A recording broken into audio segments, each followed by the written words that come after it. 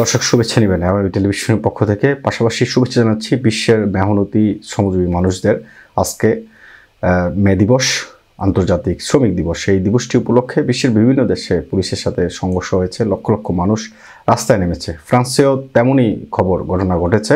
লে মন্দে প্রকাশিত প্রতিবেদনে বলা হয়েছে, শ্রমিক দিবস উপলক্ষে আজ বুধবার ফ্রান্সে বেশ কয়েকটি বিক্ষোভ হয়েছে। স্বরাষ্ট্র মন্ত্রণালয়ের পরিসংখ্যান অনুসারে প্যারিসে 18,000 এবং সারা ফ্রান্সে 1,21,000 মানুষ রাস্তায় নেমেছিল। তবে শ্রমিক সংগঠনের দাবি প্যারিসে 50,000 এবং সারা ফ্রান্সে সর্বমোট 2,10,000 মানুষ রাস্তায় নেমেছে। শ্রমিক সংগঠনের এই দাবির সাথে পুলিশ সদর দপ্তর একমত নয়। তবে পুলিশ সদর দপ্তর যেটা জানিয়েছে সেটা হচ্ছে প্রায় 45 জনকে বিক্ষোভকারীকে তারা গ্রেপ্তার করেছে। পাশাপাশি 12 জন পুলিশ সদস্য আহত হয়েছে, তাদেরকে বিভিন্ন হসপিটালে চিকিৎসা দেওয়া হচ্ছে। ক্রমবর্ধমান মূল্যবৃদ্ধির চাপ এবং বৃহত্তর শ্রম অধিকারের আহ্বানের প্রতিবাদে মে দিবস উপলক্ষে বুধবার বিশ্বজুড়ে শ্রমিক, কর্মী এবং অন্যান্যরা রাস্তায় নেমে আসে। ফিলিস্তিনপন্থী আবেগও প্রদর্শন করা হয়েছিল এই প্রতিবাদী বিক্ষোভে। প্যারিসের রিপাবলিকে বিক্ষোভে জড়ো হওয়া মানুষেরা বিভিন্ন দোকান ভাঙচুর করে এবং রাস্তায় থাকা বাস ও গাড়িতে আগুন দেয়। পরিস্থিতি নিয়ন্ত্রণে আনতে পুলিশ টিয়ার গ্যাস ছুড়ে পুলিশের সাথে বিক্ষোভকারীদের দফায় দফায় সংঘর্ষ অনুষ্ঠিত হয়েছে। বিক্ষোভ মিছিলটি রিপাবলিক থেকে যখন ন্যাশনের দিকে যাচ্ছিল, প্লাস দোলা বাস্তিলে এসে এই উত্তেজনা শুরু হয়।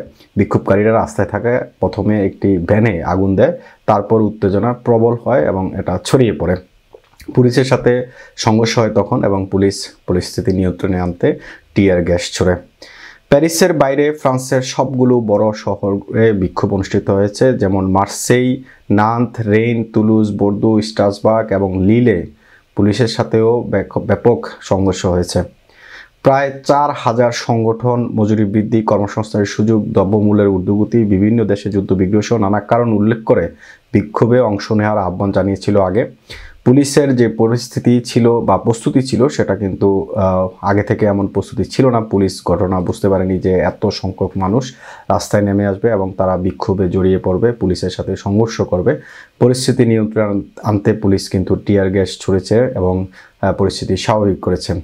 সকাল থেকে এই উত্তেজনা দেখা দিল, বিকেলের দিকে এসে পরিস্থিতি এখন স্বাভাবিক রয়েছে। শ্রমিক দিবস সারা বিশ্ব জুড়ে পালিত হচ্ছে। এই শ্রমিক দিবসকে কেন্দ্র করে প্রতি বছরই ফ্রান্সেও এই দিবসটি পালন করা হয়। স্পেশালি রিপাবলিকে সিজিটির আহ্বানে বিভিন্ন সংগঠন এই বিক্ষোভে অংশ নেয় বা মিছিলে অংশ নেয়। তারা একটি রিপাবলিক থেকে মিছিল বের করে প্রতি বছরই। এই মিছিলটি রিপাবলিক থেকে শুরু হলেও ন্যাশনে গিয়ে এটি শেষ হয়, কিন্তু এবছর ন্যাশনে যাওয়ার আগেই প্লাস দুলা বাস্তিলে এসে আসলে মূলত এই বিক্ষোভ সংঘর্ষের রূপ নেয়। সেখানে থাকা বিক্ষোভকারীরা তারা কিন্তু বিভিন্ন স্লোগান দিচ্ছিল।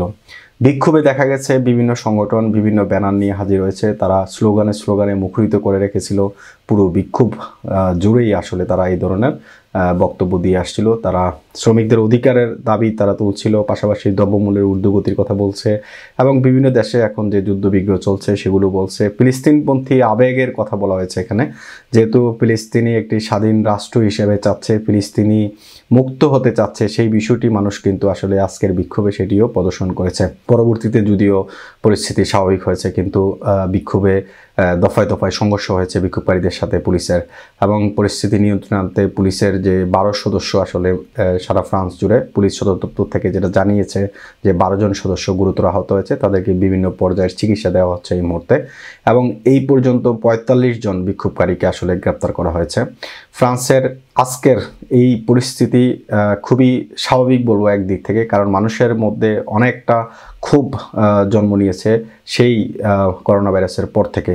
কারণ দ্রব্যমূল্য যেভাবে বাড়ছে সেই অনুপাতে আসলে মানুষের বেতন বাড়েনি এবং বিভিন্ন সোসাইটি বা সংস্থা তারা বেতন বৃদ্ধির দাবিতে নানান সময় রাস্তায় নেমেছে। এবং আজকের দিনটিকে স্পেশালি তারা বেছে নিয়েছে যেহেতু শ্রমিক দিবস, এই সুযোগটাকে কাজে লাগিয়ে বিভিন্ন সংগঠন তাদের যে কর্মসংস্থান যেখানে রয়েছে সেগুলো বেতন বৃদ্ধির দাবি আসলে জানাচ্ছিল। এবং প্রশাসনের উপর বা সরকারের উপর যে জনগণের ক্ষোভ সেটার বহিঃপ্রকাশ কিন্তু আজকে সেটা ঘটেছে এবং সেটা অনেকটাই অনুমেয় ছিল। যদিও পরিস্থিতি স্বাভাবিক আনতে যেটা বলছিলাম যে দফায় দফায় সংঘর্ষ হয়েছিল পুলিশের সাথে, সেই সংঘর্ষ মোকাবেলায় পুলিশ কিন্তু টিয়ার গ্যাস ছুঁড়েছে এবং ছত্রভঙ্গ করে দিয়েছে যারা বিক্ষোভে অংশ নিয়েছে।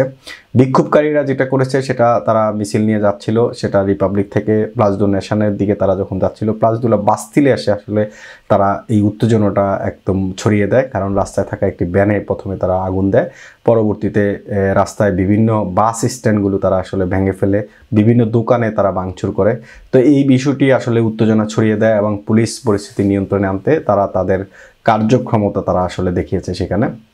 এখনকার পরিস্থিতি প্যারিস স্বাভাবিক রয়েছে এবং ফ্রান্সের বিভিন্ন জায়গায় আমরা যখন বিভিন্ন খবরগুলো দেখছিলাম, বিভিন্ন দৈনিক পত্রিকায় যে খবরগুলো ছেপেছে সেখানে দেখছিলাম যে বিকালের দিকে পরিস্থিতিটা আসলে স্বাভাবিক হয়েছে।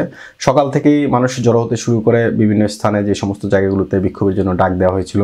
4000 সংগঠন টোটাল তারা বিক্ষোভের আহ্বান জানিয়েছে এবং মানুষদেরকে আহ্বান জানিয়েছে বিক্ষোভে অংশ নেওয়ার জন্য।